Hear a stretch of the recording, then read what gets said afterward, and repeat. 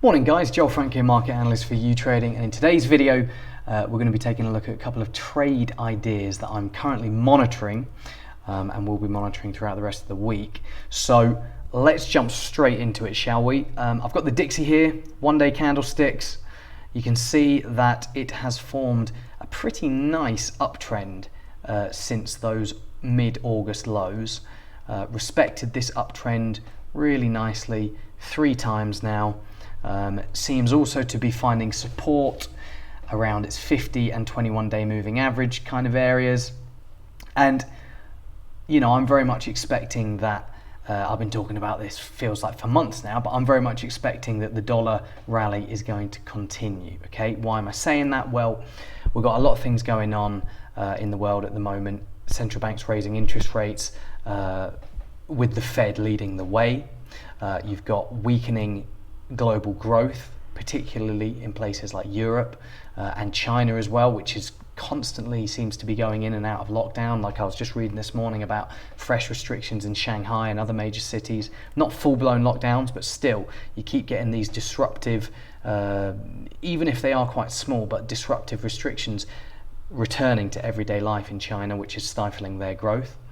And then you've also got an escalating situation in Ukraine in the last couple of days as well, since that successful Ukrainian attack on that major bridge that the Russians built to link Russia to Crimea, which they annexed back in 2014. And now Russia's responded with all these missiles and keeps pummeling Ukraine, and it looks like the Belarusian forces might be about to get involved as well. Not the first time we've said that, but anyway, we don't need to go into too much details about the Ukraine situation.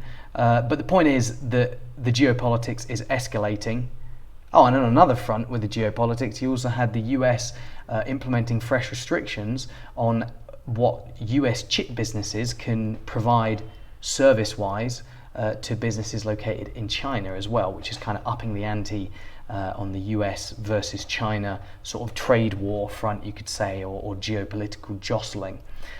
So we've got a lot of things going on at the moment. All of them seem to be pointing in the direction of a stronger dollar. Okay, and the idea that I'm thinking about is to continue buying into dollar dips. I like dollar dips. I've liked them for a long time. And I do think that at some point in the next couple of weeks we're going to go back and we're going to hit fresh multi-decade highs. So I'll be looking at anything back towards 110, 111, back towards this 21-day moving average, back towards this uptrend in the Dixie. In terms of what we've got coming up this week, we've got a lot of important US data, like we've got PPI tomorrow, Fed minutes tomorrow, CPI on Thursday, retail sales on Friday, University of Michigan consumer sentiment on Friday as well.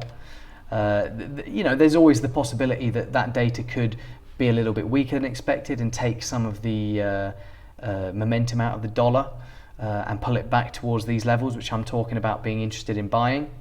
And yeah, what I would say is for the dollar bulls, if you do get a slightly weaker inflation reading, as long as it doesn't change the overarching story of aggressive Fed tightening, then that would be a dip that I would want to be buying into. In terms of other currency pairs, though, we're looking at the Dixie. Let's just talk quickly about the pound, because we've had more turmoil in UK bond markets this week, with the Bank of England having to step in again, this time to basically protect the value of inflation-linked UK bonds, which have got hammered on Monday. And I think sterling looks to be on the precipice of another drop back below 110. And we've definitely still in this downtrend that's been in play pretty much all year. And given the fragile economic backdrop, concerns on the fiscal front, we're still seeing turmoil in gilt markets, like I've been saying.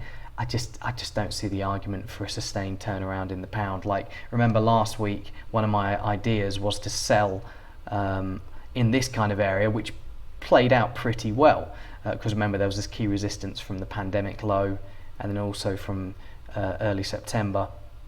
And the fact that we weren't able to get above that area technically is a bearish sign. So yeah, just like I'm looking at any Dixie dips to buy into, I will continue looking into any sterling rallies to sell into, or cable rallies to sell into. Finally, on FX, just another one that I'm looking at as well. Dollar yen on the precipice of another breakout to multi-year highs, and a test of the, I think it's the, is it the 1998 high? Let's have a look. You have to go all the way back to, yes, August 1998 high in the 147s. And it seems as though dollar yen is destined to head in that direction because, you know, just looking at US bond yields, the momentum remains to the upside, even though they're actually a little bit lower on the day, still climbing around close to multi-year highs. So depending on how the US data goes this week, how the Fed minutes go, I think risks are potentially tilted towards this break. But then remember, back on the 22nd, we had reports about that intervention from the BOJ and the Japanese government. That could certainly keep things very, very choppy, just like it was back then. And if things are choppy and the BOJ and the Japanese government are to drive another big drop in dollar yen, say back to this nice support area, which is around, well, pretty much around 140, where the 50-day moving average is and where some recent lows and recent highs are, I would very much like the opportunity to get in and build some further longs in that kind of area, because the momentum, like I say, it's certainly to the upside. Quickly, just looking at some other asset classes then. US stocks, I think it's a simple one, sadly guys, for the bulls. Continue to sell rallies unless there's definitive evidence that the Fed pivot towards being more dovish might be coming, which I'm not sure we're going to get any data which points in that direction this week. Certainly not going to get that hint from the Fed minutes or any of the Fed speakers later this week.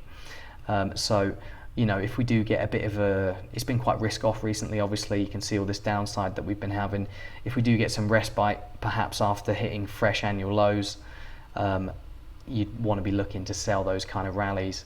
And in terms of the resistance areas that you could be looking at to place your stops around, you know, it'd be these kind of areas, 3,600 and something, 3,800, 21-day moving average. Same can be said sort of for oil. We've had this rally peter out a little bit. We're back below 90 in WTI, front month future WTI. Well, CFD that tracks the price of the front month WTI future. So many concerns about global growth at the moment and concerns about the oil demand outlook as a result. You know, you had the IMF and the World Bank on Monday, very, very pessimistic outlooks that they gave. And that seems to be weighing on oil. Like I was arguing yesterday and last week, I just don't really see the rally extending much. So, you know, if by any chance we were to make it back towards these upper 90s and test this kind of resistance area here, I think it'd be very difficult to get through it. And really, for oil, I think where we're headed is actually back to these lows. Because, I mean, if you draw up some technicals, you can make an argument that there's some downtrends still going on. Not perfect, not exact, never really is with oil.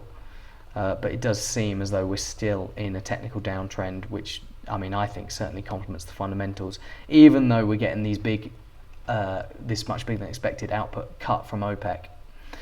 But OPEC seems to be quite determined, so I think, you know, for now there's a good chance that if we did get another drop back towards these recent lows, maybe in a month's time or 6 weeks' time, you could be, or even longer, you could be talking about further output cuts from OPEC.